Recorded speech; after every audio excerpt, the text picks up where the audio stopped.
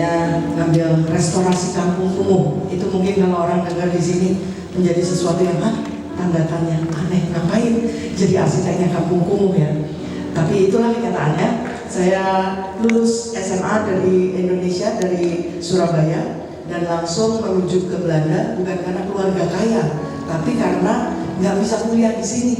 Kuliah swasta zaman dulu nggak banyak ya beasiswa, jalur prestasi, pasti saya juga nggak masuk. Tapi akhirnya mencari beasiswa di Belanda, jadi akhirnya lulus SMA itu saya pertama kali naik pesawat itu waktu menuju ke Belanda. Nah, akhirnya singkat cerita ngambil S1, S2, S3-nya di sana dan berkeluarga di sana.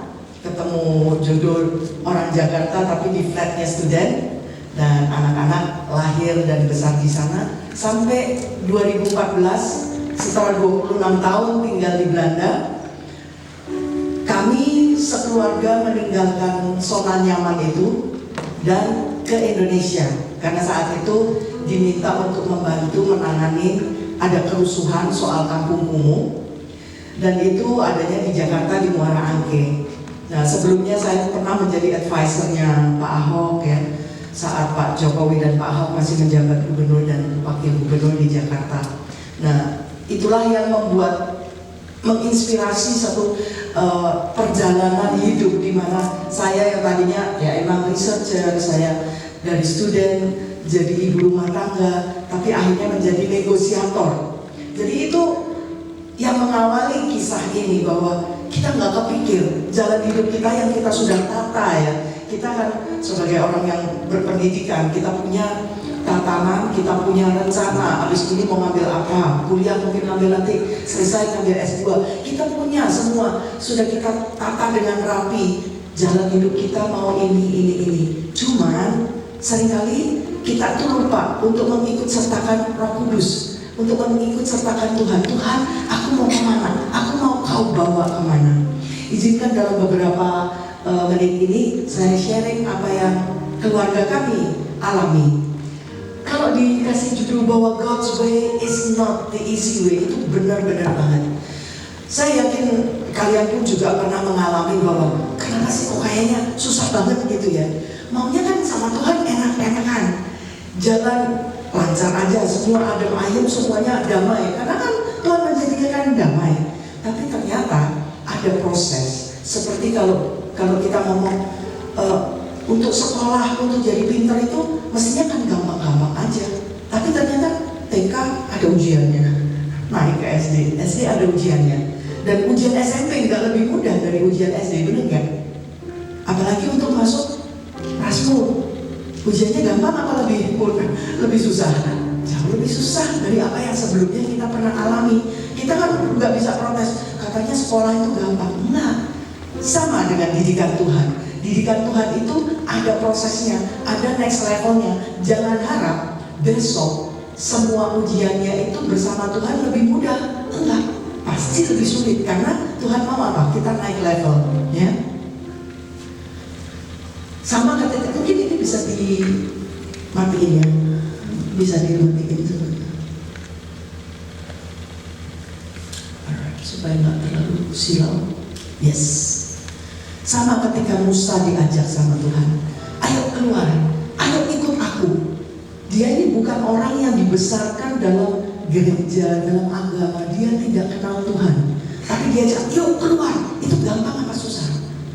Sangat susah, apalagi di zaman itu. Mau keluar kemana?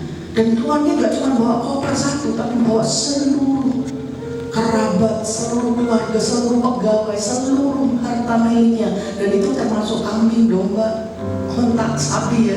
Itu sesuatu yang susah. Cuman dia pegang satu hal, follow me. Sama kayak Yesus dulu mengatakan, follow me. Dia juga menerima ajakan, come. Dia cuma dijanjiin apa? I will give you rest. Dia bilang, kalau kamu mau keluar dari comfort zone, jangan berharap apapun selain my rest, katanya.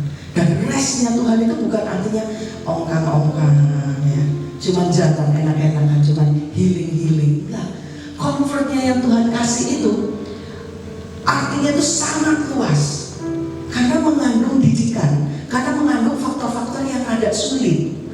Jadi Tuhan sudah tahu kalau kita diajak keluar dari comfort zone itu pasti ada tantangan, pasti ada kesulitan, pasti ada hal-hal baru.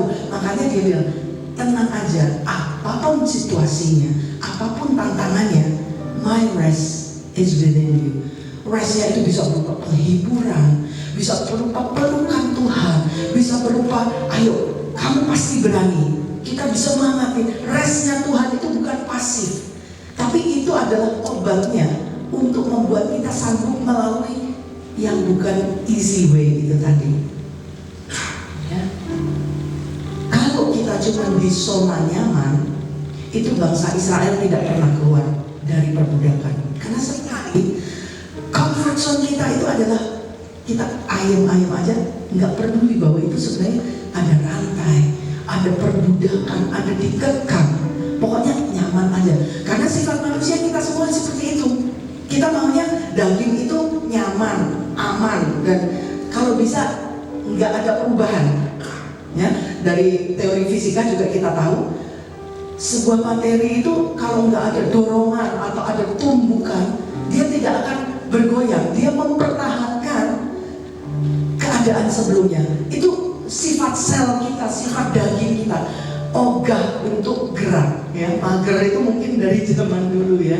Nah, sama. Kalau bangsa Israel bilang, aku nggak mau, bahkan keluar dari perbudakan yang begitu menyiksa pun mereka ogah sampai mereka bersungut-sungut, ya. Sampai mereka bersungut-sungut, dibawa keluar dari perbudakan, malah dijemur di padang gurun lagi panas-panasnya ya. Padahal Tuhan kepengen apa? Memeluk, memberi comfort. Kami pulang ke Indonesia itu dengan satu slogan, Living Comfort Zone to Comfort Indonesia. Comfort yang satu menahan kita dalam perbudakan, dalam satu status quo, tapi comfort yang lainnya adalah menghibur, memperbaiki, memeluk, mendampingi. Ya seperti itulah kenapa 40 tahun diajak muter-muter sama Tuhan ya, setelah keluar dari perbudakan. Sebenarnya kalau Tuhan mau kita udah tegas aja, dipaksa, tapi Tuhan nggak gitu. Kita punya kehendak bebas. Kita semua masih punya kehendak bebas. Saat diproses Tuhan keluar dari comfort zone, orang Israel itu malah bilang, gua di Mesir masih enak, meskipun dicambukin, meskipun ditempeleng, suruh bangun di tengah-tengah, membangun piramid semua itu, tapi gua masih dapat apa? Bawang putih, dapat ketimun. Coba ada loh kata-katanya itu. Kami di tanah perbudakan masih dapat makan bawang putih dan timun. Padahal orang-orang di sekelilingnya gemetar kalau melihat tiang awan, tiang api yang bertahta di atas tabernakelnya, bertahta di atas ketidaknyamanannya. Kalau saudara lihat sekitarmu, kamu mungkin cuma pikir apa yang Tuhan lakukan itu nggak enak, tapi orang-orang sekitar sebenarnya ada ngiri sama saudara. Karena apa? Mereka melihat hal-hal yang seringkali kita lupa lihat. Kita lupa saat kita di dalam pendidikan Tuhan yang nggak enak sekalipun, ada cinta Tuhan, ada pembelaan Tuhan. Dia dapat favor of God. Bahkan sampai sekarang, waktu sudah masuk tanah perjanjian, Tuhan bikin hari raya Sukkot, yaitu pondok daun. Kenapa? Tuhan pengen memory. Dulu ya, kamu belum comfort, kamu masih tinggal di padang gurun. Betapa kamu mesranya sama aku, betapa kamu tergantung banget, mau apa-apa nanya, mau apa-apa tergantung sama Tuhan. Maka setiap tahun, ini 2 minggu yang lalu ya, itu Sukkot, itu bahkan di hotel bintang 5 pun rooftopnya dibangun seperti pondok daun ini, supaya ingat pelukannya Tuhan. Ingat saat dalam kesulitan itu ada comfort, ada penghiburan yang luar biasa dalam keadaan kita yang tidak mudah itu. Kalau kita melihat kisah-kisah di Alkitab, khususnya ini kisahnya Petrus ya, bagi dia keluar dari comfort zone itu mudah apa enggak? Meninggalin kapal meskipun ada badai ya, meninggalkan kapal itu bagi dia saat itu adalah pilihan yang mendingan gua mati dekat sama Yesus, mati berusaha mendekat sama Yesus, daripada mati di kapal tidak ada Yesus. Bapak itu mengerti jalan yang kita harus tempuh itu bukan jalan yang mudah, karena di luar comfort zone. Kalau ini mempelajari, ini salah satu bahan S3 saya, di luar comfort zone itu langsung secara psikologi adalah fear zone. Jadi sebelum kita berhasil, sebelum kita tumbuh, sebelum kita mempelajari apapun juga, begitu keluar dari comfort zone itu namanya fear zone. Itu paling mengerikan. Makanya kita memilih seringkali ya comfort zone aja, udah enak, udah PW, ya kan? Sama Tuhan pun kita sering Tuhan bikin komporin ya, Tuhan bikin gara-gara supaya kita ayolah melangkah, step out of your comfort zone, go through the fear zone, you will learn from me, you will grow. Nah, karena comfort zone itu, ingat waktu murid-murid Yesus bilang ada penampakan ya, ada pesta dia terus bilang, wih mulia sekali, hadirannya luar biasa, yuk bikin tenda. Tuhan ditawarin apa? Tuhan ditawarin di Gunung Tabor itu, Mount of Configuration, dia ditawarin, ayo comfort zone. Tuhan, betapa indahnya. Yuk kita maintain terus, kita jaga suasana ini, dirikan tenda di sini, bertiga bisa terus menerus dalam hadirat Tuhan. Keren ya? Tapi Tuhan bilang apa?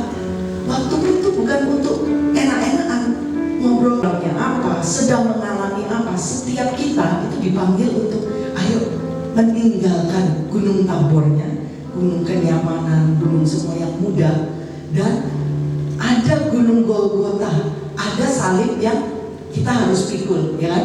Kalau mau ikut Yesus kan disuruh apa? Menyangkal diri. Menyangkal diri enak kan? Enggak enak. It's not the easy way. Tapi itu the only way.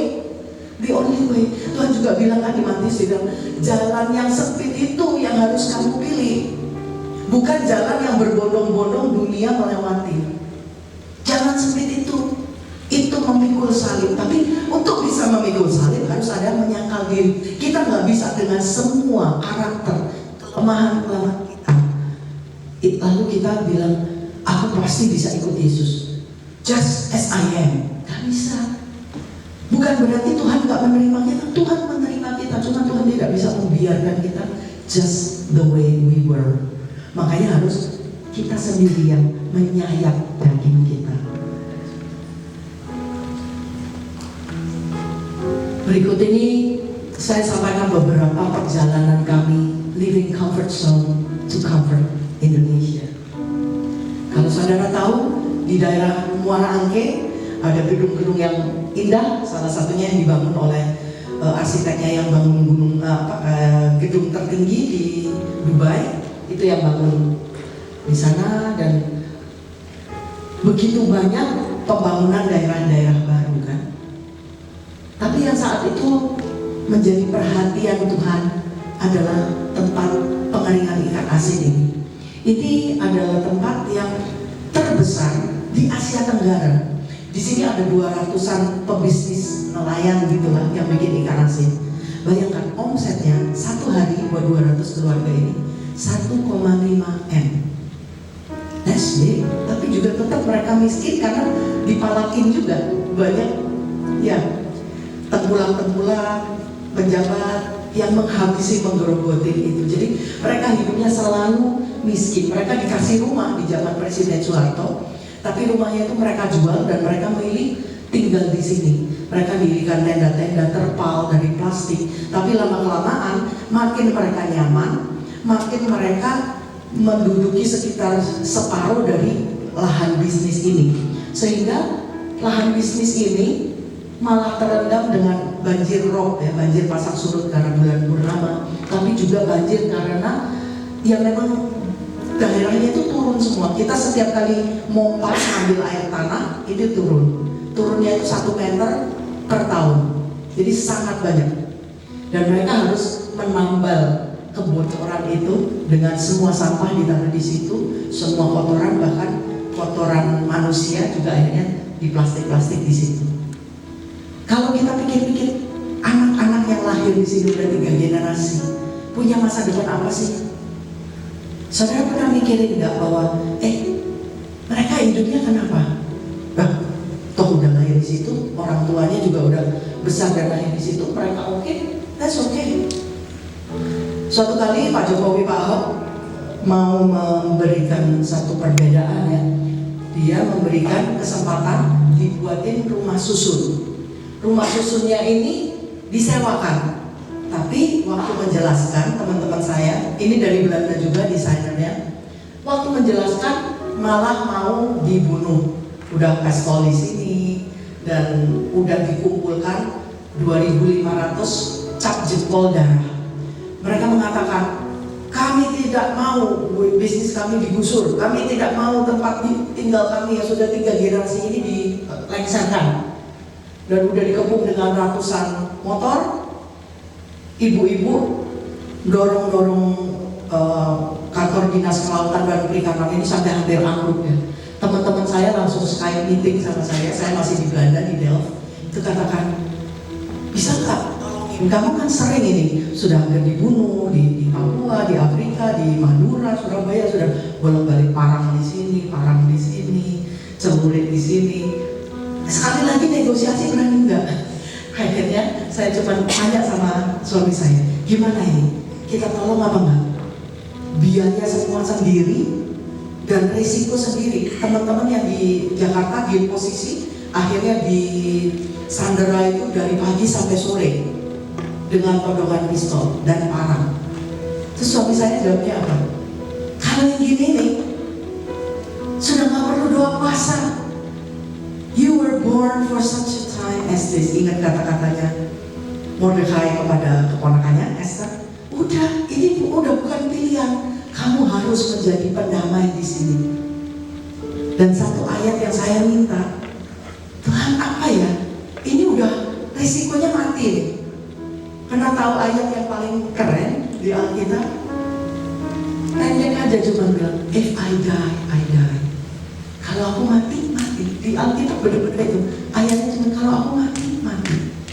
Nggak pakai repot, nggak pakai mikirin, nggak pakai mikir asuransi jiwa. Tapi kalau aku mati, bukan mati konyol ya, bukan mati bunuh diri. Tapi kalau aku mati memperjuangkan apa yang Tuhan mau, ya sudah tuh. Ingat kalau Pak Ahok selalu mengatakan hidup itu apa? Hidup itu Kristus, mati adalah keuntungan.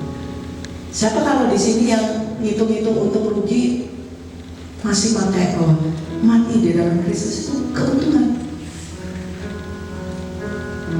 Jadi seminggu kemudian saya ada di situ, di tempat di mana di 1740 tahun 1740 itu genocide pertama. Saat VOC hampir kalah, itu bangkai-bangkai etnis Cina dipenggal. Nah, di sekitar sini ditaruh dapat 10.000 kepala dan satu kepala dikasih 2 dukat emas, itu seperti gaji 2 tahun. Itu karena VOC hampir kalah dari budak-budak Cina. Nah, disitulah akhirnya karena saya nggak dapat tempat untuk menegosiasi, jadi saya pakai musola dan disitulah. Coba lihat yang katanya perusuh-perusuh itu, kira-kira tampak perusuh nggak? Saya berdiri di situ nahan tangis karena Tuhan bilang mereka ini seperti yang nelayan-nelayan zamanku dulu. Lihat Petrus, lihat Yohanes, itu mereka sebenarnya melakukan kerusuhan karena jeritan dari dalam hati. Dan saya waktu negosiasi saya nggak elus-elus, aduh kasihan, iya kami mengerti, maafin ya, nurut ya. Enggak, saya bilang ini yang kamu mau pertahankan. Ini kondisi permainan anak-anak kamu keren banget ya. Lalu di situ, ini setelah 5 jam di YouTube masih sempat ada.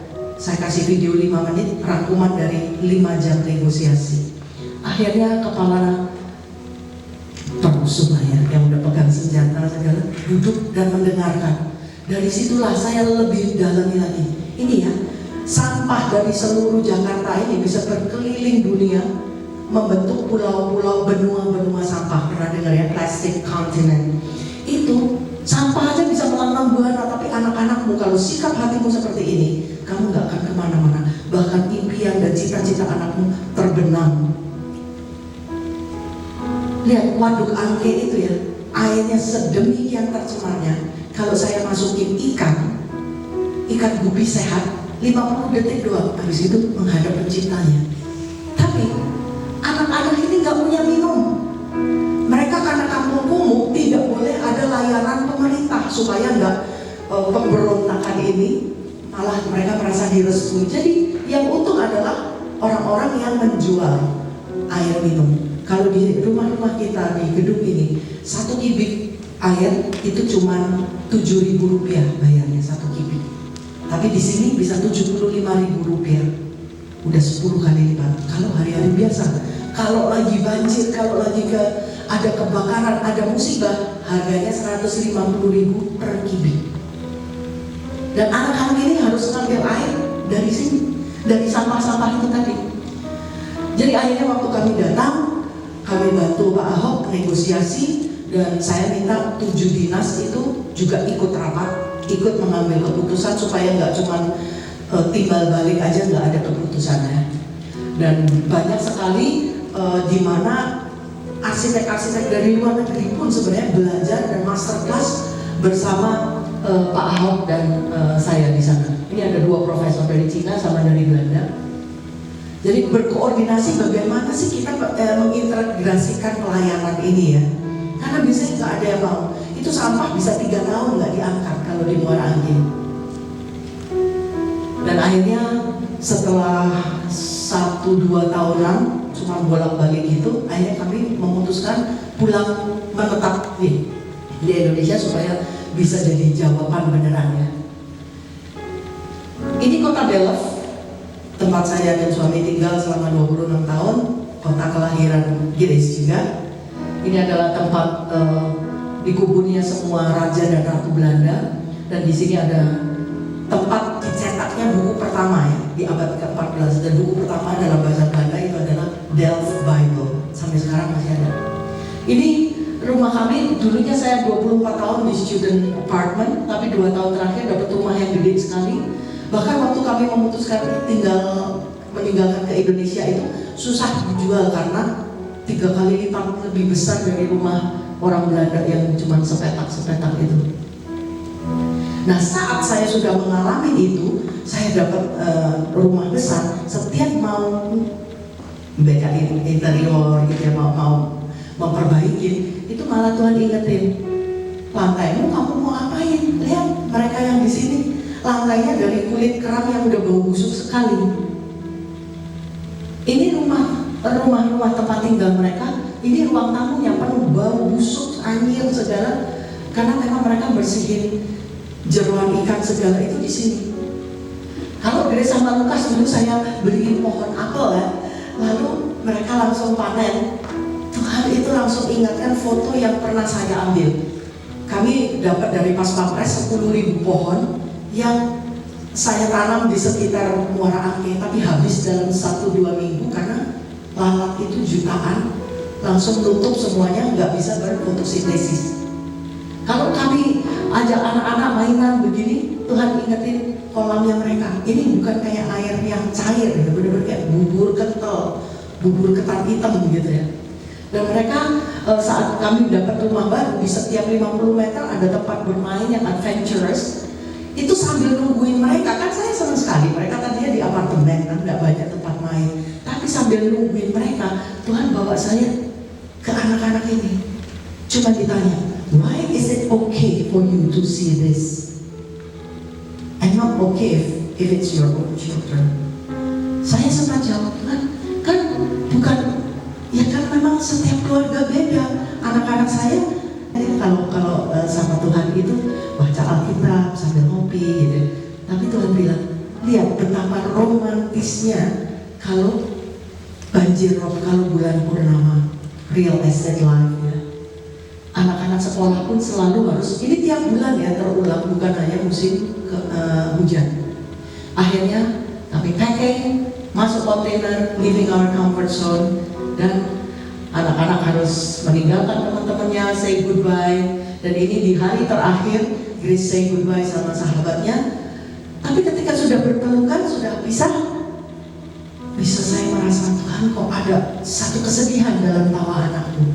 Dan Bapak itu bilang gini, izinkan, relakan ada kesedihan dalam tawa anakmu. Supaya apa? Tukar, supaya ada tawa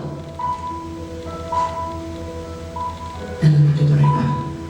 Sama kayak Tuhan itu datang buat tukar sama kesedihan dan derita kita. Jadi kembali setelah 26 tahun kembali lagi ke Tanah Pusaka. Dan ini adiknya Grace. Kebetulan saya motret anak yang di Muara Angke itu. Terus Tuhan nanya, kenapa kalau dia mainan di lumpur-lumpur di sampah itu? Oh ya, karena bukan anakku Tuhan ya. Kalau anakku, I can make a difference ya kan. Terus Tuhan menghargai, dia cuma bilang, benar, bukan anak kamu. Tuh, kalau ditanya gitu, berani jawab Bapak. Saya bilang, oh ampun ya Tuhan. Kan disuruh mengasihi sesama aja seperti diri sendiri. So this is your child. Saya nggak berani mengatakan lain sama Tuhan. Tapi ini adalah salah satu akibat setelah kami 8 bulan pindah. Grace mengalami dengan tempat pelayanan yang sedemikian kotor dan parah sekali. Di Muara Angke itu saya dan suami itu sampai mutaber itu 1 tahun. Tiap bulan itu ada aja. Adiknya Grace juga sampai yang mutaber 30 kali sehari. Tapi Grace kena autoimun, yaitu diserang oleh imun sistem sendiri sehingga pankreas bagian yang membuat insulin itu jadi tidak berfungsi. Jadi sejak umur 11 dia harus nyuntik sendiri yang namanya insulin dari pen. Nah ini dalam sekian lama itu dia pernah mengalami 3 kali koma, sampai diinfus pun sudah nggak bisa. Dan adiknya itu sampai mengatakan, kakak, are you still alive? Kakak, are you still breathing? Tapi akhirnya dia menang, meskipun masih harus nyuntik. Sampai sekarang ini posisi tahun lalu sudah 20.000 kali lebih tes darah dan sudah 18.000 kali lebih nyuntik insulin. Tapi dia tetap bilang, dia tidak mau terintimidasi dengan semua pencobaan dan ujian. Dia bilang, bukan aku yang kena stormnya iblis, aku ini yang storm yang akan menjungkir balikan semua perbuatan iblis di Indonesia ini. Dan dia bilang, meskipun badai sini berganti, all I need is you. Akhirnya Grace di masa mudanya, masih umur 12 adalah keliling pulau-pulau terpencil bersama dengan adiknya Pak Ahok ini mengadakan macam-macam lawatan gitu ya, dan mendoakan di banyak sekali KKR, banyak sekali mujizat. Meskipun dia bilang, aku belum menerima mujizat kesembuhan dari diabetes tipe 1, tapi aku menjadi saluran mujizat Tuhan. Bahkan almarhum gubernurnya di NTT sampai 3 kali memanggil kami untuk didoakan. Grace diminta untuk secara pribadi mendoakan. Ini sedang harus masih nyuntik tiap kali mau makan loh. Dan sebagai penutup,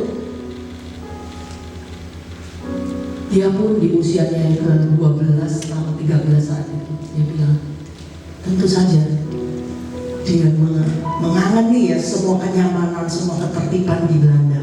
Tapi kalau dia harus memilih, destininya adalah untuk mencintai Indonesia, melayani Indonesia. Dan dia tutup dengan, I left my comfort zone to comfort others. Thank you buat waktunya. Semoga bisa menginspirasi dan membawa saudara